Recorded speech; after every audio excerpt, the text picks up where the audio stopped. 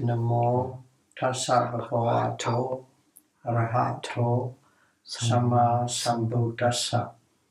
Namo tassa bhagavato arahato samma sambuddhassa. Namo tassa bhagavato arahato samma sambuddhassa.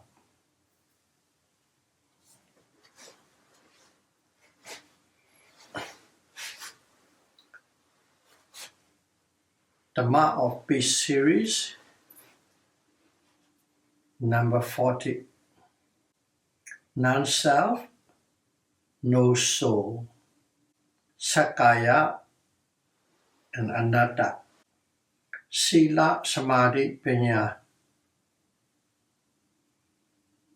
Precepts, concentration, and wisdom. Or the three trainings are the key to uncovering the mind and matter, or you can also call body and consciousness through nature. Buddha divided into 5 groups, collections or 5 aggregates. Some translated groups, some translated as collections, some translated as aggregates. Pincha khanda, pincha is 5, khanda is aggregates.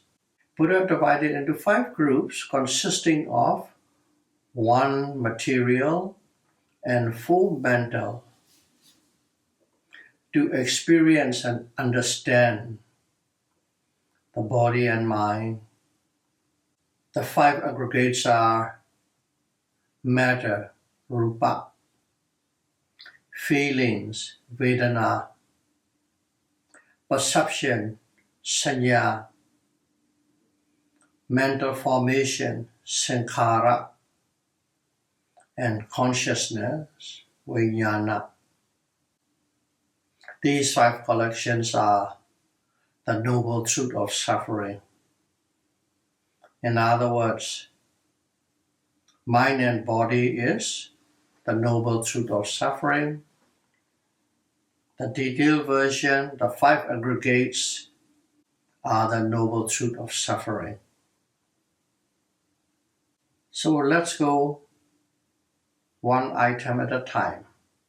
Body, or matter, or rupa in Pali. Body, matter, or rupa. What are they? They are the 4 essential elements, loosely known as earth, wind, fire, and water elements.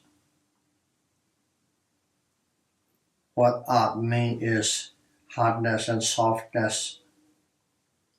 Wind is motion, vibration. Fire is temperature, hot and cold. And water element is cohesion and dispersion, cohesion and expansion. Those are the material group, rupa khanda, aggregates of material or material group. The next one is feeling. Pali, what is vedana? In English, feeling. It's the mental experience of physical and mental objects. Feeling itself is the mental.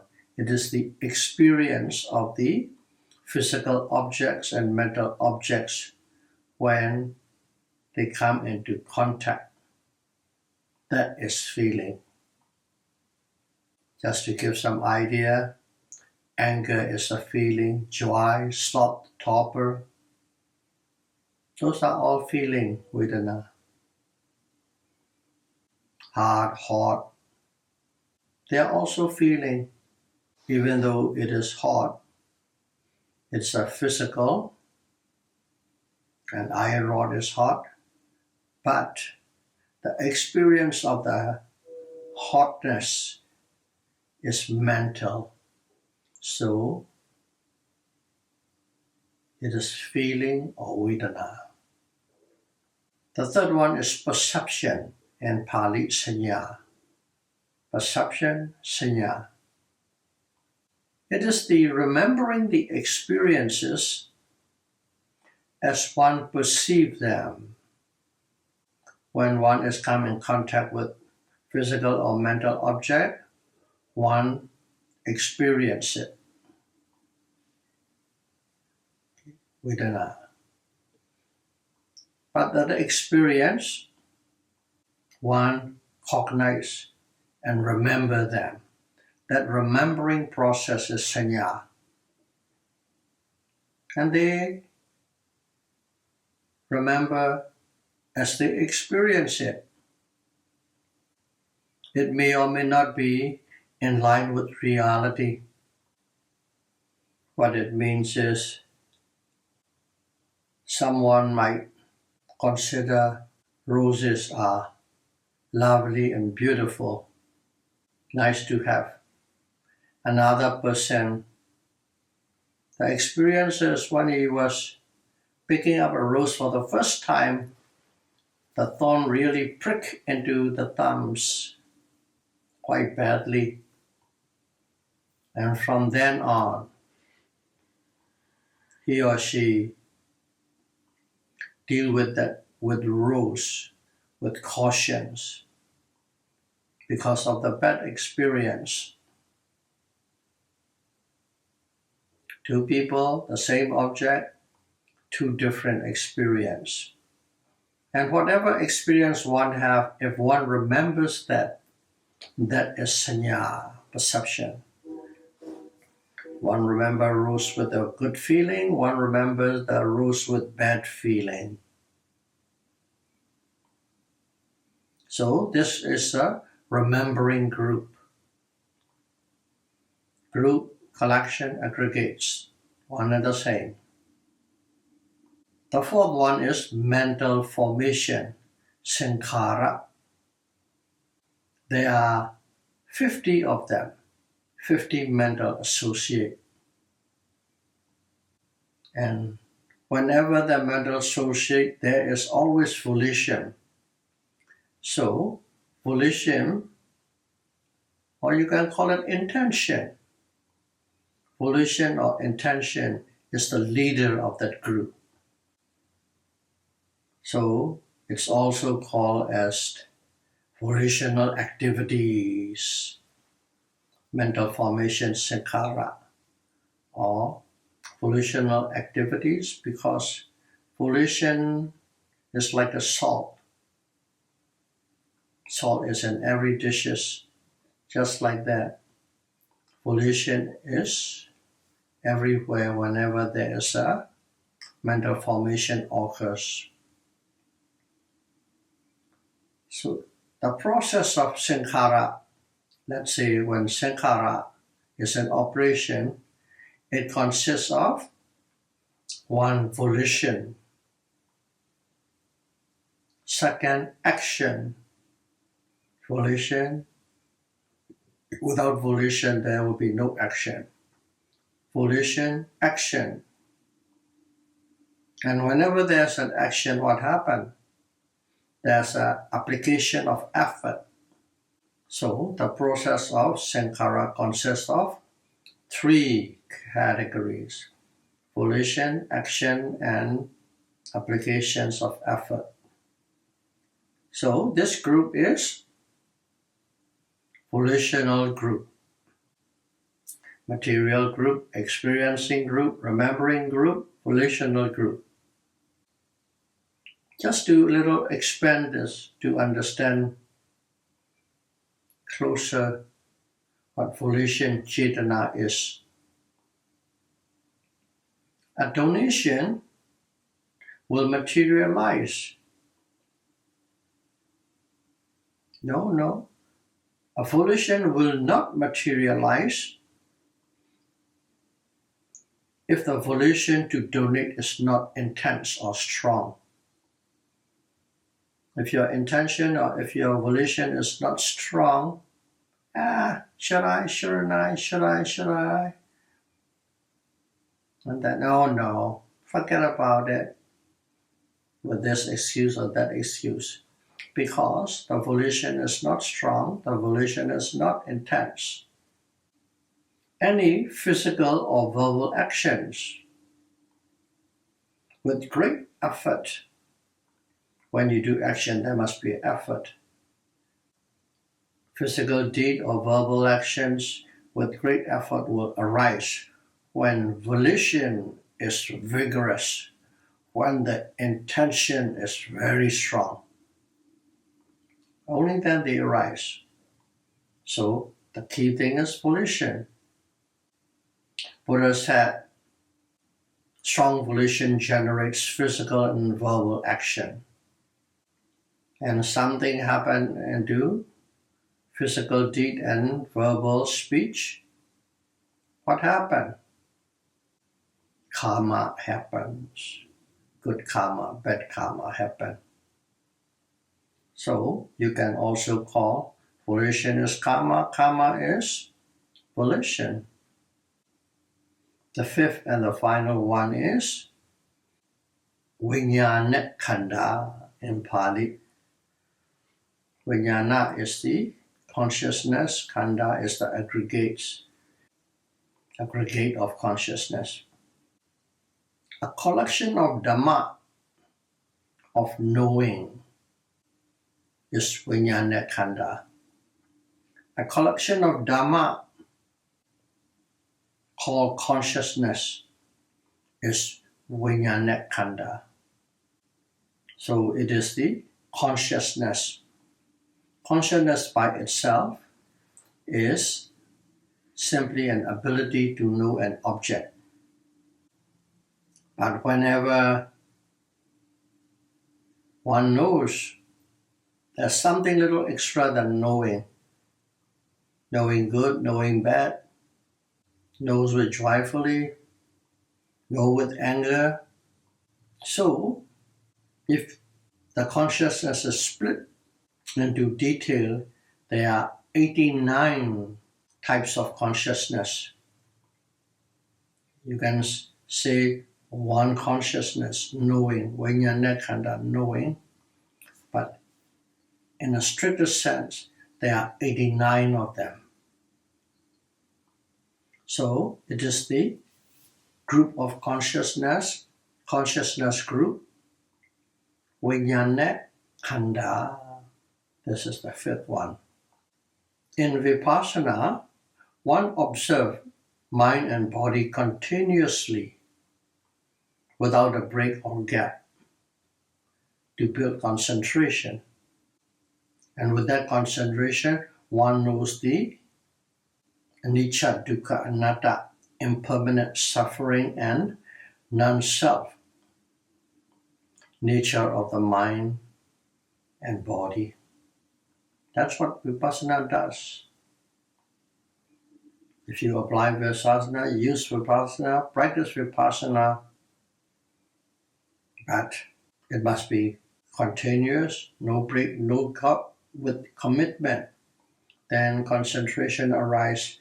That concentration becomes to see deep into the true nature of the mind and body. At the end of the road it is, one understanding, anicca, impermanence, dukkha, suffering, and anatta, non-self. That's all the characteristic the mind has and the body has. But in other words, mind and body are physical and mental phenomena. Mind and body is not a person, not an individual or a being, or a self, or an immortal soul. Immortal soul is atta. So, we put all these things such as individuals, a person, a being, a self, soul, because those are the concept that is prevalent and commonly accepted by the people at that time. And even nowadays, that is a more popular view or concept. Only Buddha is the one who refute that concept and say this is simply a natural phenomena which have three characteristics: impermanent, suffering, and non-self. If a person knows with three characteristics to mind and body, that person has gained vipassana wisdom.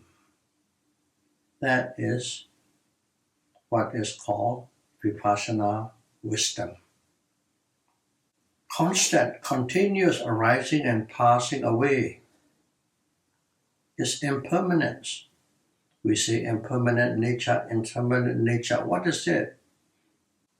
Both material and mental objects.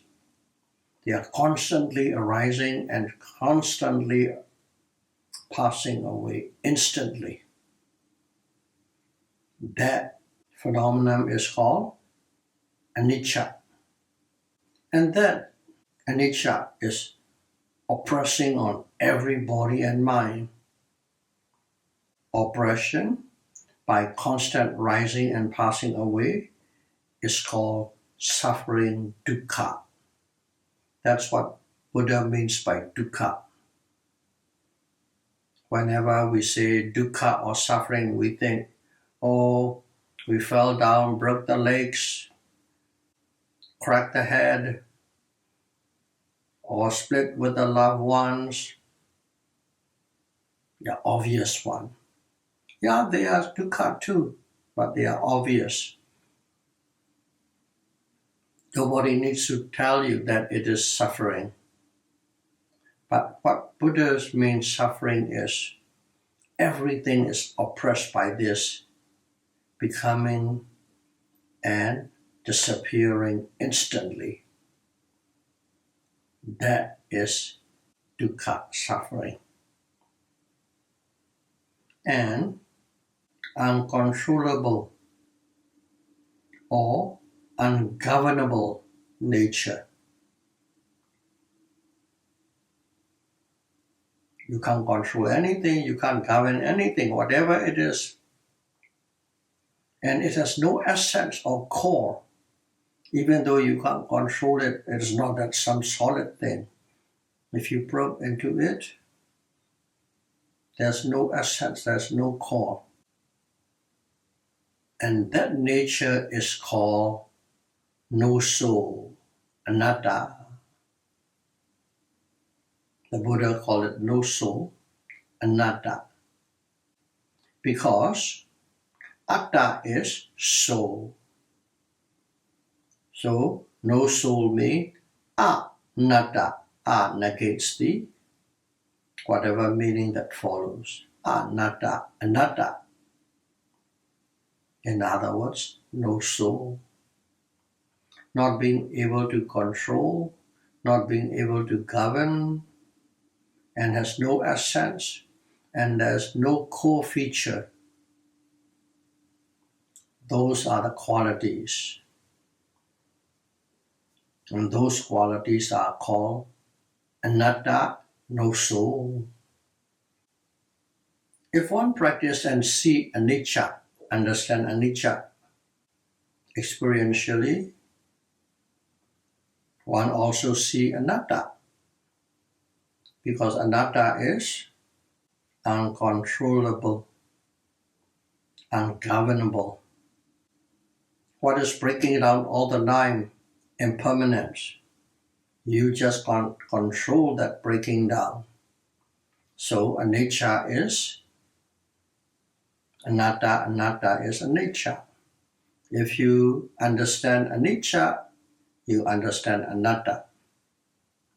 No soul, non-self.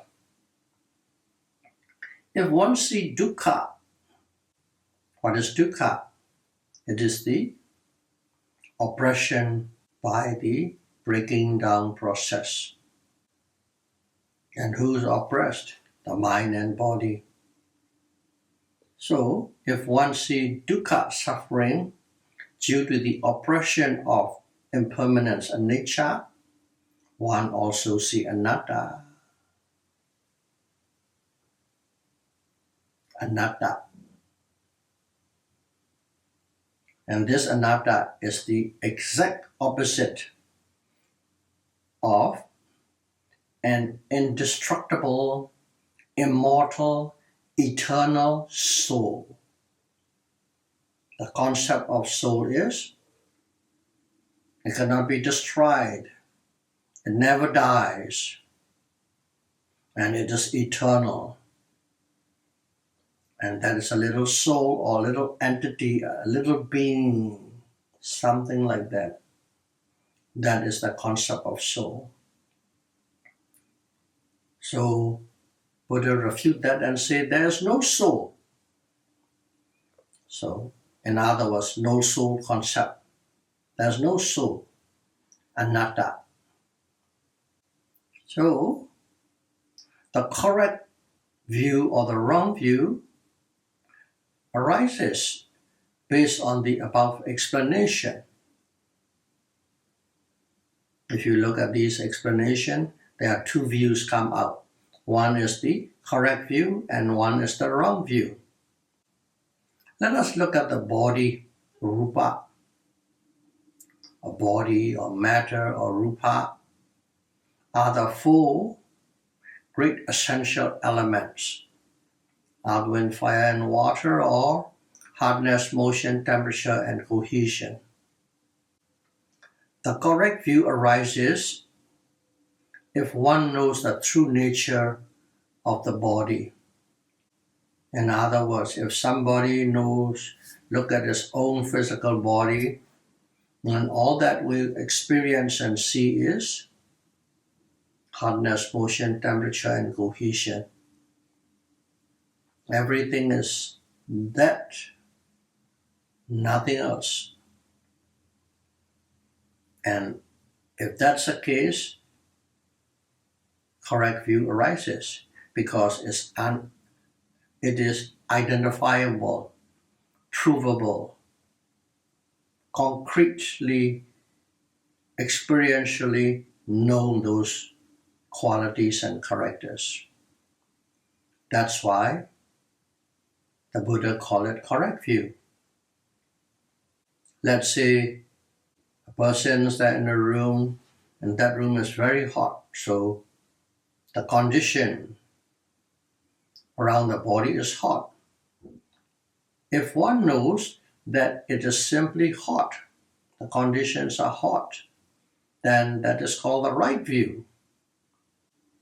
But the wrong view arises if one doesn't know the actual nature of the body, the true nature of the body, which is simply hot. But one identifies the condition with the self. I am hot. We are hot. We are sweating. Identification. Me, my, I. And that is the wrong view. Right view and wrong view. Two views. Okay, let's go and pick up another example. Okay, let's pick up from the practice that what we are doing, observing. It is a wrong view if one identifies stretching, bending, lifting, pushing, dropping, rising, falling movements. All those things. We observe the stretching of the hand, bending of the hand, lifting of the pushing, dropping of the foot, rising abdominal movement, falling abdominal movement. And if one identifies these, I am stretching, I am bending, my abdomen is expanding, my abdomen is contracting, me, my, I. In other words, identify with self, it is a wrong view. However, the same thing is the right view or the correct view if one experiences these things as simply a process.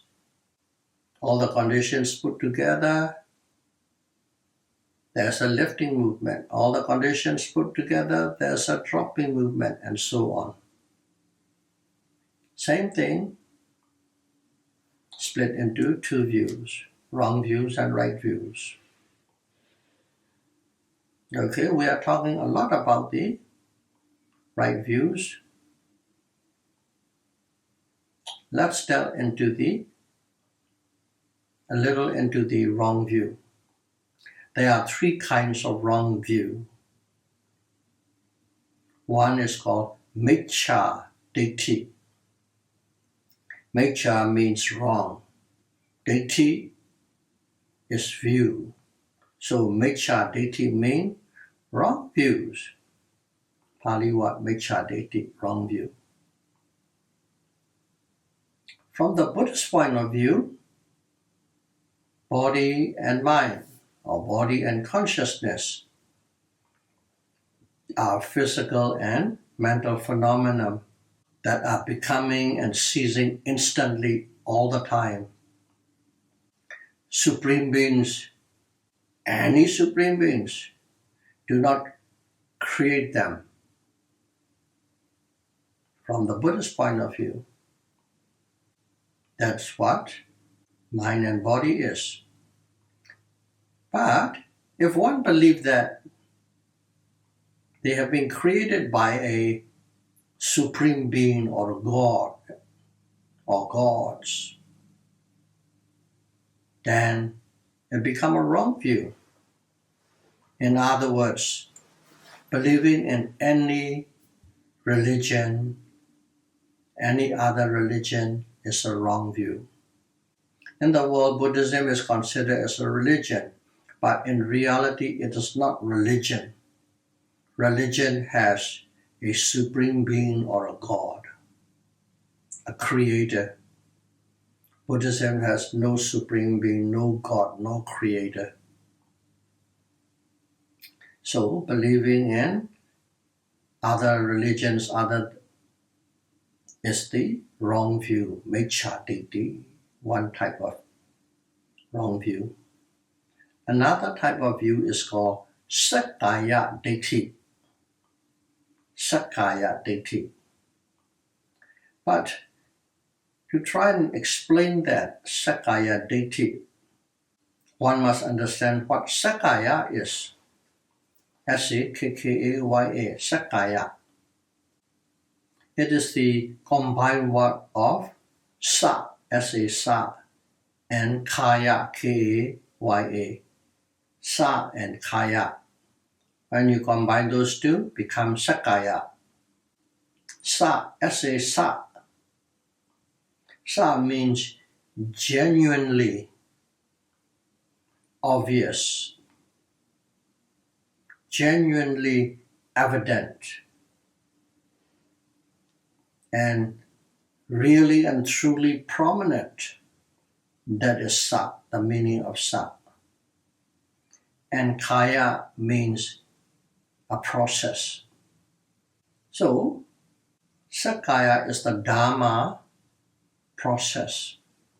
Sakkaya is the Dhamma process, which is identifiable, evident, and really occurs. That is what Sakkaya is. It's a process, or let's call it a Dhamma process. Dhamma covers a whole range of categories, conditions. Sakkaya is a Dhamma process, which is identifiable. You can identify, evident, and really occurs. So, unidentifiable, or the wrong view is Sakkaya-Ditthi. Sakkaya is something that you can prove and identify, So Sakkaya-Detti is something you cannot prove and you cannot identify.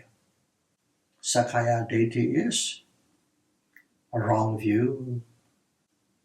If we put it in a different way, it is believing that the mind and body, but leave the bodies out, it becomes some believe in some way, some believe in different way, but definitely the mind. Believing in the mind is eternal individual. The mind is a person who lives eternally, and it is the being, indestructible being, a self. Simply put, you and me. That is Sakkaya-Detti, believing that self is eternal. I am eternal, you are eternal. Of course we die, but we die, we born, we live again, we die, we born, we live again, round and round and round and round, never ending, till we become one with the God, and so on and so on. That is Sakkaya-Detti, believing in the eternal nature of self. Now, just to give a little example to understand this Sakkaya and Sakkaya-Detti. Let's suppose a person who wants and cannot afford an expensive vehicle is stressed out for some time. He really wants it. The desire is so strong. He think of this way, think of that way, but not enough money, and so on and so on. He just keep on thinking, asking people to lend him money or banks and so on. So he's just struggling with it. Because of that, he is stressed out because he wants an expensive car. However, let's suppose that person finally goes to a retreat because a friend said, okay, you are stressed out, go to a retreat, that's pretty good. You'll feel better. So he went to the retreat and followed the instruction correctly. And he sat down and practiced in the retreat. And that wanting the car, the desire to have the car, is absent. It's not there while he is meditating as instructed. That wanting is not there. That wanting consciousness arises and disappears under different sets of conditions. That wanting consciousness disappears in a retreat, properly guided and studiously followed. Under that condition, that wanting consciousness is not there. That wanting desire is not there. But in a normal day-to-day, every day, going around, see all these cars, see that car that you like again and again, then the desire or that wanting consciousness arises again. So, wanting consciousness arises and disappears under different sets of conditions. So if that's the case, if they can appear and if they can disappear, is that wanting consciousness is self? Is it you or me? It's not a self, because self is controllable, soul is eternal. But this wanting consciousness is not eternal. It can appear, it can disappear, anicca. That's a little example to understand what Sakkaya-Detti is. Now, the last one, Atta-Detti. Atta-Detti is believing in an indestructible, immortal, eternal soul created by a supreme being. That is Atta. Various religions have different storylines to tell how it happened, what it happened according to their belief system, other than specifically mentioning the word soul. The idea is the same as Sakkaya-Ditthi. Sakkaya-Ditthi center on the self, and the other Ditthi center on the soul. Other than that, they are exactly the same, how they operate and how they were formulated. So, in a way, one can say Sakkaya-Ditthi and Atta-Ditthi are one and the same. So there are three kinds of wrong views, and Buddha had explained to us, center on Vipassana meditation, what the right view is. The mind and body, the five aggregates, piece by piece, Buddha showed us. Not just simply to jump and believe, but to practice and directly experience so that there's nothing to refute about it. May all of you be able to understand non-self, no soul concept, and may you be able to attain liberation as soon as possible. Sadhu, sadhu, sadhu. Thank you very much.